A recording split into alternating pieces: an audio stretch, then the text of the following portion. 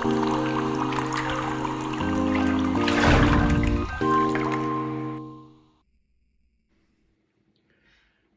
guys, apologies for not having a skit or anything ready. This collaboration comes right at the heels of the Fluid Art Boutique next week, and we're just super busy with last minute details prepping for that at Delray Beach. If you're local and want to join us, tickets are still on sale at fluidartboutique.com. Come check us out. I'm going to do this is going to be like 3 or 4 parts, a little project on this little clock. I have ideas. But first off, part 1 is just a bloom on the clock. And then once that is dry, I'm going to come back and do things to it. That sounds so ominous. My hole is taped up right there. The numbers are not. So when I put it to dry on like a little stand, I usually take a skewer through the numbers and clean out the numbers. And then the hole I will cut out later with an X-Acto knife. So that's how I deal with the cutouts. This is leftover PPG Multi-Pro paint. It's like a really pretty blue, green, gray color, but most of that shouldn't show up. So I'm just gonna do a little bloom here. We're gonna start off with some permanent violet dark, kind of in the middle, like so.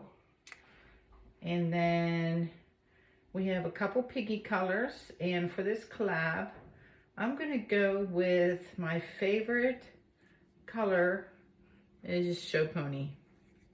So Show Pony is the color for me. That's just Show Pony. I've got some bubbles, trying to show you without the bubbles. So we're gonna put some Show Pony down on top of the violet. And then on top of that, we have another piggy color. This is Afterglow, and it really does glow. It's so appropriately named. It's incredibly shimmery. So there's Afterglow. And then I have a little bit of Utrex. This is Aquamarine. It's basically just like a darker shade than teal. So we're gonna put some Aquamarine around. My paints are on a little thick side today, but we're gonna do that. And then I think I'm just going to use black cell activator. I do have one other color I'm not real fond of, but I think it goes with this palette. This is Amsterdam's Venetian Rose. I'm just gonna put a dollop of that. That's it. It's like, why bother? And then I'm gonna use Lamp Black. It's my cell activator. And we'll give this a blowout. All right, here it goes. Wish me luck.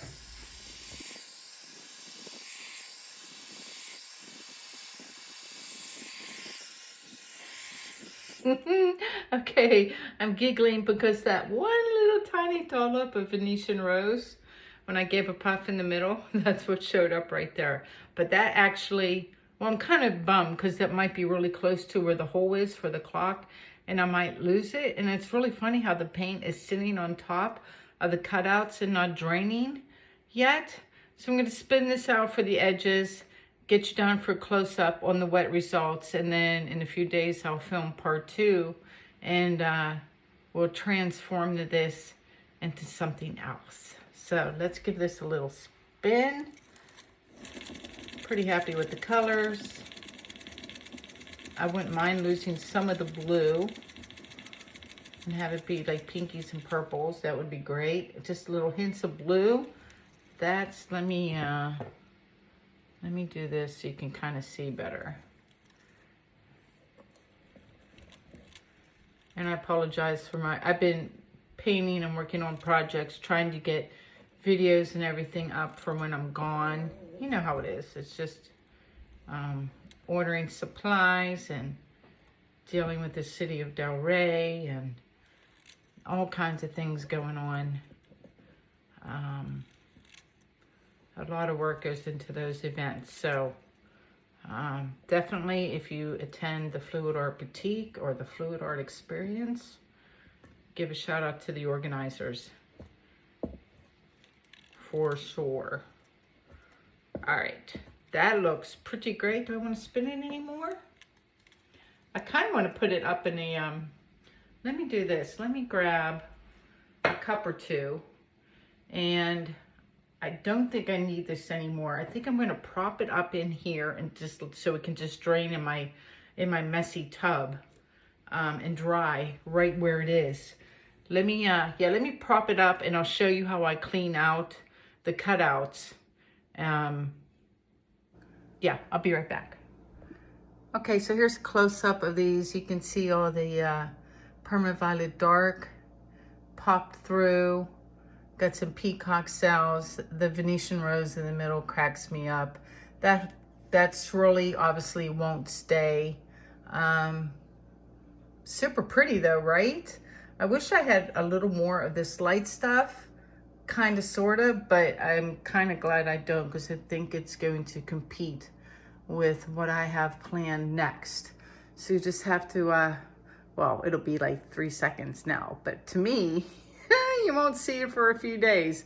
But yeah, stay tuned for part 2.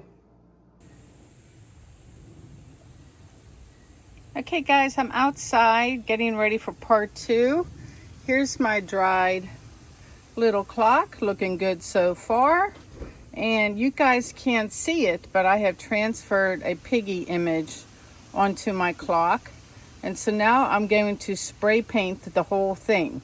So hopefully I can do this and hold the phone at the same time. So I'm using some sugar spray. This is Iron Lac sugar spray. I like it a lot. UV resistant, low VOCs. I've been shaking it for a while. This color is, what color is this? Well, it doesn't really matter because I'm going to probably augment the color anyway, but it's this turquoise color. So we're going to give this a spray. Maybe. No, it looks like I need to turn the phone off and take off the safety thing. Hold on. All right, back in business. So yeah, you pop the top off and you have to take off the little safety cap that keeps it from getting depressed when you go to store it. It won't spray. So that's what that little doodad is. So just going to give this a light spray everywhere. I'm doing it watching through my phone. So goodbye, little bloom. And any little bumps or anything you see, that will disappear when I go to do part 4, which is the resin piece. So I'm not going to worry about that right now. We're just going to spray that and give it a few minutes and I'll be back. All right, time for the reveal. I'm kind of worried about his tail, but I'll have to touch it up. So it's only been about 15 minutes since I spray painted because I don't want the paint to get too hard, and it's easier to poke at it first using my X-Acto knife. This is his foot.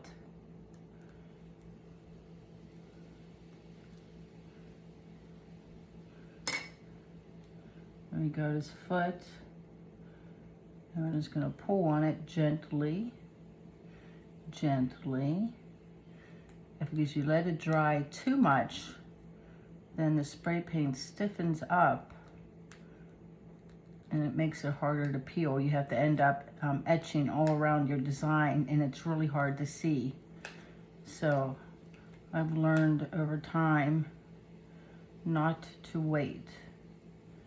But here she comes, and then we still have parts 3 and 4 and maybe 5. I'm trying to do this quick to keep in my time frame here. And it won't stay the shade of blue. It didn't really matter what color spray paint I used because I'm going to change it.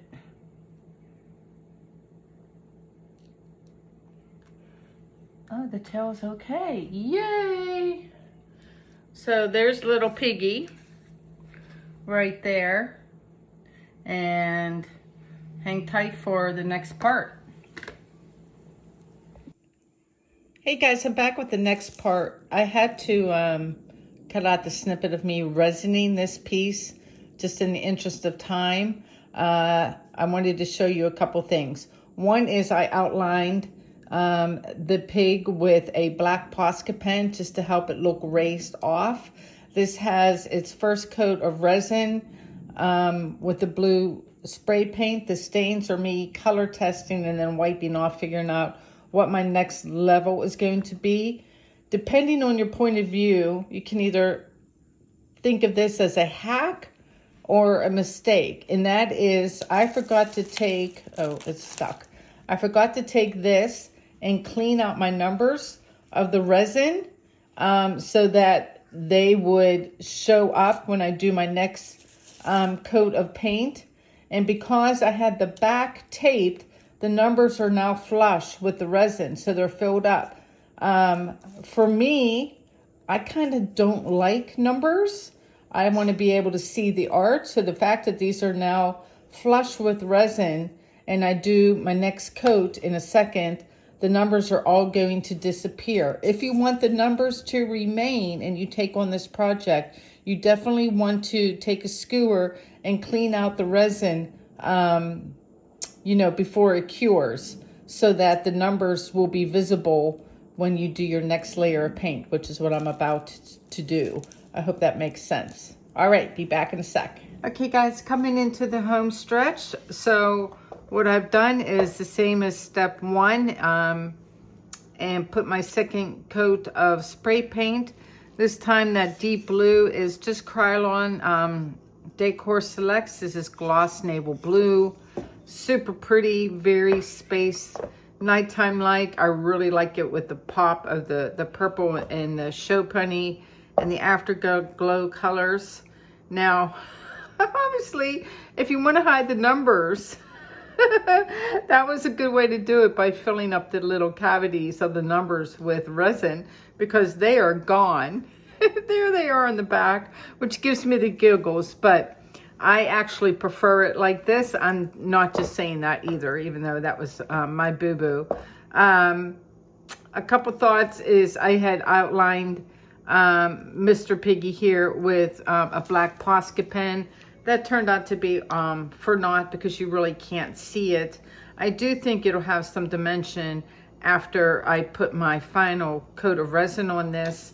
But before I do that, I have this new to me product from Jo Sonja. It's called Opal Dust for glitter effects. And it says it works really well with dark colors and that you just paint it on. And I'm just going to put a little dollop on my tarp here. And it says it will, the brush marks and everything will disappear when it dries and just leave you with some nighttime sparkles, because you know we want it to be, has some stars in the sky. So I'm just going to stand here and right up to Mr. Piggy. Oops, do a better job getting it on my brush. And I'm just going to paint these sparkles, and I guess it'll dry clear and leave me with some you know, stardust or something. Oh yeah, you can already see it. Let me see, is that going to show up on camera? It's already looking sparkly just from a couple strokes. So I'm just going to stand here and do that and add sparkle everywhere. Maybe not do it from the line of my animal, because I think it's going to leave like too much sparkle around him. So maybe I do it this way and come in from the edges as well, and just kind of spread around the sparkle and give it a coat of resin. I've already gone ahead and painted my hands of my clock in this pink shade. I think I'm going to take Afterglow, because these are kind of matte. I'm going to grab some Afterglow and just mix it up with a little bit of varnish. You don't need pouring mean or anything, because the varnish serves as a binder, and just give this some sparkle as well. And then a final coat of resin, and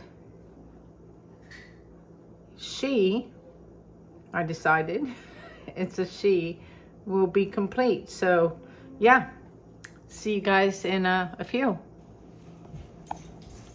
Okay guys, real quick, I just wanted to show you what the opal dust looks like. Check it out. It is cool. Starry nights. When pigs fly, time flies. Loving it. It's still, you can see some spots aren't, it's only been 10 minutes. So like, you know, there are little spots that still aren't completely dry yet. But man, looking good. So I also did the hands.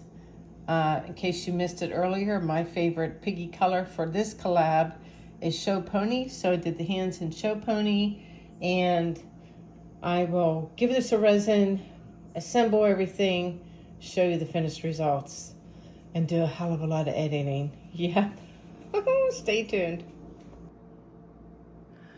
Shh, Piggy's sleeping. I turned off all my lights so you could see it in the dark and see the sparkle. Oh my goodness, oh my goodness. This might be the most adorable clock I've ever made. Let me pop the lights back on so you can see. Okay, the lights are up.